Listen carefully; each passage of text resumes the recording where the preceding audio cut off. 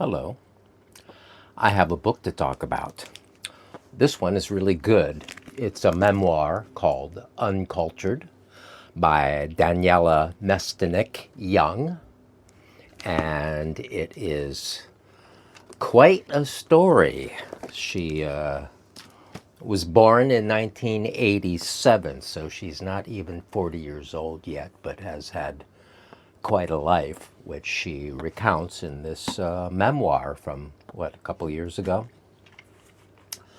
So what goes on is she is the third generation of the children of God, which means her grandparents joined the Children of God, which of course only started in the late 60s, I think, by this guy Berg. So her grandparents joined the Children of God. Actually, I think her grandfather is was the guy that handled the money for them or something. So he was like their accountant. So he was kind of an important person, but she didn't, grow up with him. She grew up in communes that the Children of God established. Many of them in foreign countries, because they were kind of I think from the 70s, they were kind of on the fringes when it was exposed, what was going on with the, what is it called, the flirty flirts, or how they would use the children and sex to lure people into their cult. So she begins talking about that stuff, and how the beginning scene is how she's punished, paddled with a thick paddle by a Uncle Jerry. All the men are referred to as uncles of some sort, because they're just one big family, of course. And she's in Brazil. She lives in this compound in Brazil, and that's where she's been her whole life. So we start with her being, I don't know, 6 years old, I think she was, and she's being punished for something stupid, or something she didn't even do, the group punishment.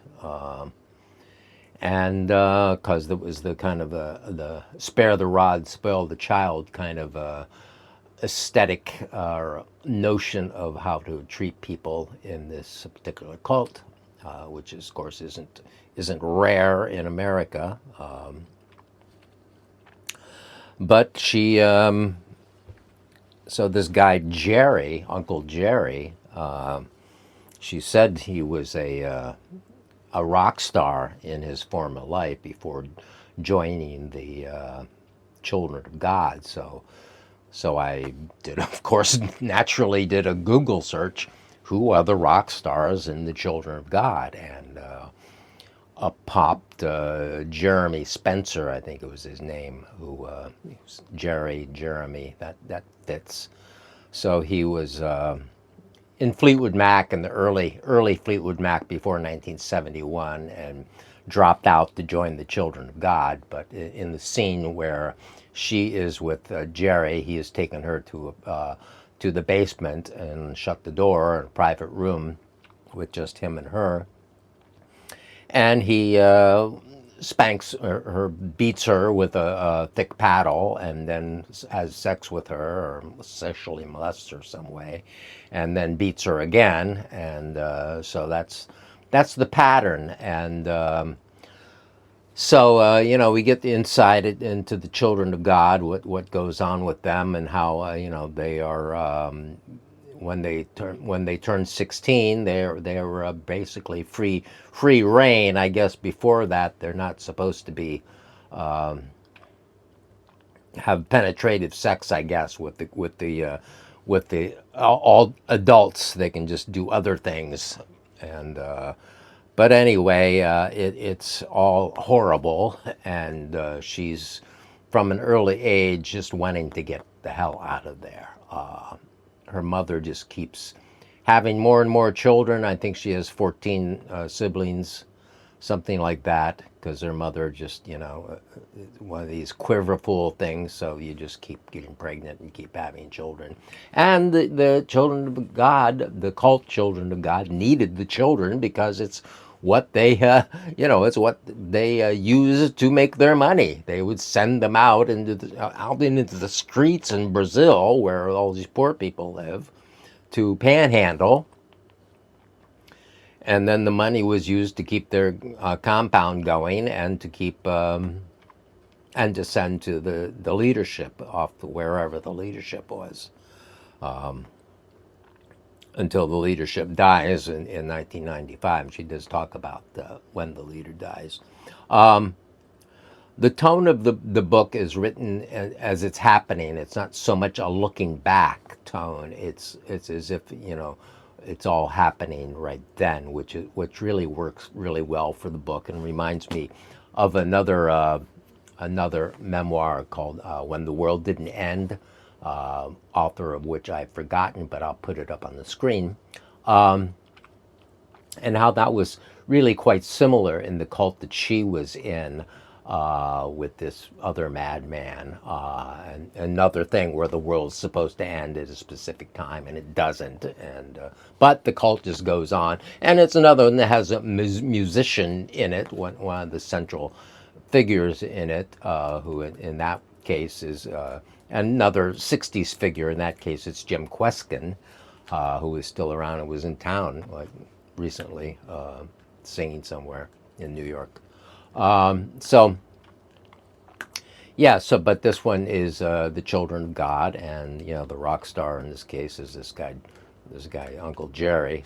So anyway, it doesn't matter what he is. He's somebody who for some reason threw his life into this crap, and I don't know, maybe just so he could have access to young women. Free sex with all the young women. I don't know if that was the attraction that got him into it, or whatever the Christian righteousness of whatever the thing is. But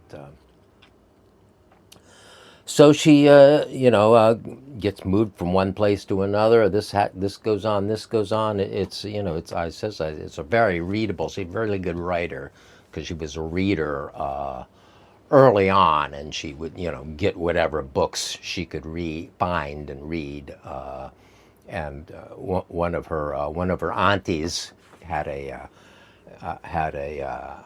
storehouse, library of kind of hidden away of a bunch of novels and things in Portuguese, which I think Daniella learned to read Portuguese. She's multilingual, having lived in all these other cultures. So ultimately, she does get out of the cult. But not until she's like 15 years old, and she moves to the United States on her own. Her parents are in Mexico at that point. After she's molested by yet another of the uncles. This one, was a good uncle until he wasn't anymore, and and that was after the rules had changed. So he got in trouble, and he's gone, but. Not after he did what he did to her and traumatized her even more. And so she comes to the United States, and the tone of it all starts to shift in the United States because it's a whole new environment, and she's starting to grow up, and she's she's already the whole God thing and Christian and all that. It doesn't touch her at all after the experiences she's been through. She's not gonna go for the God thing at all. So she's not gonna join another cult like that. And she's a very good student. She studies very hard, and she keeps trying to improve herself, hoping that this would, make her situation better. If she improves herself, finds a way to have some power of her own, some sort of autonomy, some kind of way out of this horrible situation in this cult. So as I said, she does move to Houston, I think, and does well in school. All these things go on. There's a lot. There's very a lot of events go on in this book, which I'm not going to go into here because I'm just going to talk about it for a few minutes here to entice you to read it, because I think it is worth reading. I think it's very very good actually. And it's very good because it opens up, not just looking at this particular cult, but it opens up to a point of asking questions about cult activity in general. And like this particular line that I liked, when she's contemplating people who have always lived in the United States, which is new to me, to her. But I knew, and it was part of why I never really felt at home, never really American enough. I hadn't gotten the same indoctrination as everybody else growing up. America does what the Army does, just at a larger and more insidious scale. The programming begins at birth. America is the greatest country on earth. We are the best. Down with the rest. And if we have to torture 1,000 innocent people to prove it, so be it.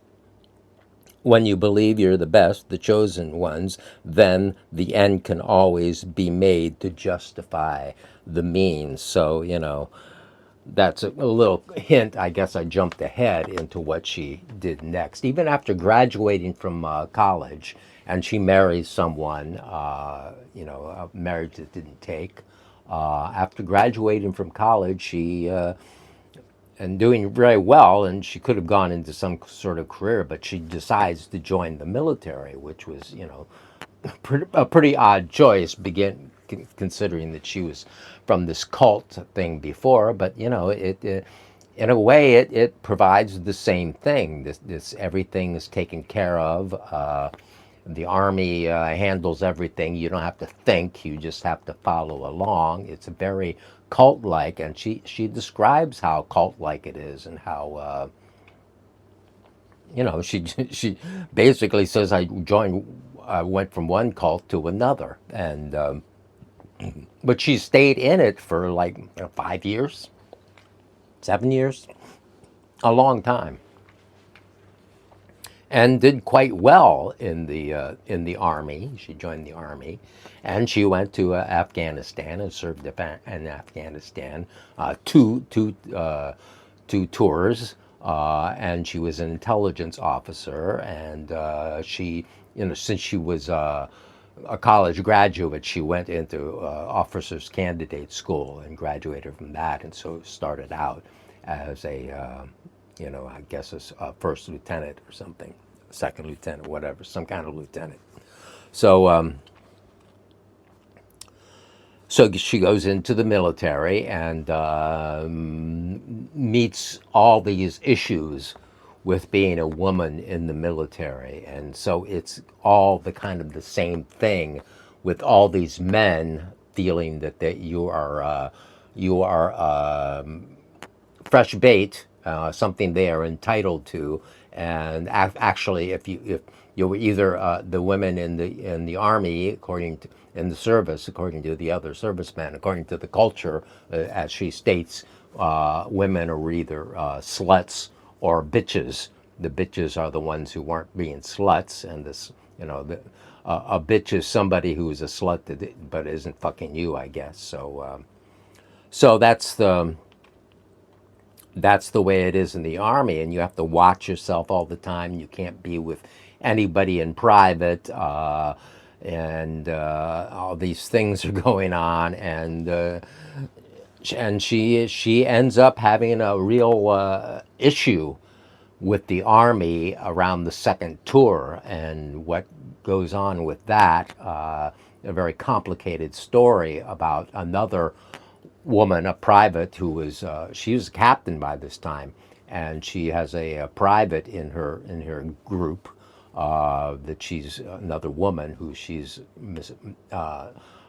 Private Parker, who she's being protective of, and Private Parker approaches her with issues of being texted by this superior, which is not permitted, and the whole thing blows up around that, and she ends up being falsely accused for something, and it was all a big drama, but it ends up propelling her out of the army and away from it all. So, but as I said, she has this statement here where she basically talks about how America, in the paragraph I read, how America is in itself a cult, with these minor cults underneath it, like we're all programmed to think we're number one, and what we do in the world is we're always good. And I'm telling you right now, of course, I'm not pro-military, so of course I read this with that kind of a mindset my idea, the whole military culture, a cult.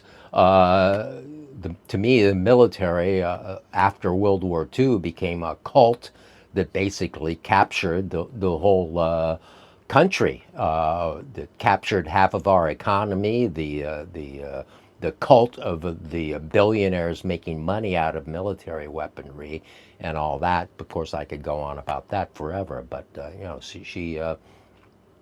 she does embrace these ideas of what are cults, and where does it stop? What is a culture and what is a cult?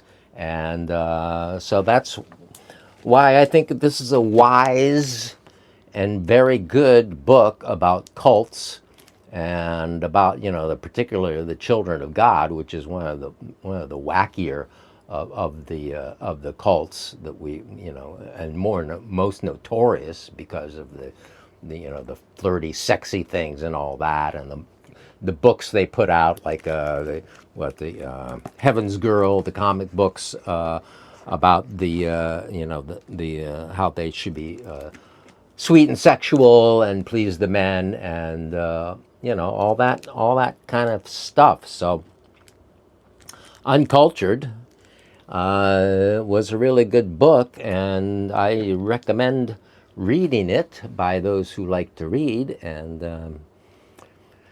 I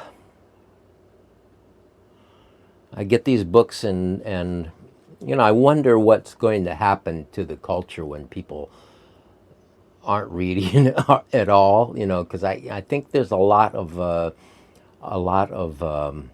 empathy that you can get from reading books and reading people's life experience, and going through that with them, again, as they recount their story. And I'm going to be talking more about story. I'm thinking of doing a video about my attitudes and my feelings about how story has affected me in my life, in a positive and negative way, throughout my whole life, and how story has been so important to me. I mean, I read one book after another, so it's one story after another, and many of us go from one story to another. We watch all these movies and series and stories that way, and we read stories, and we're always involved in story and fiction and documentary, and stories that have conflict in it. We're always pulling ourselves into conflict into these stories, and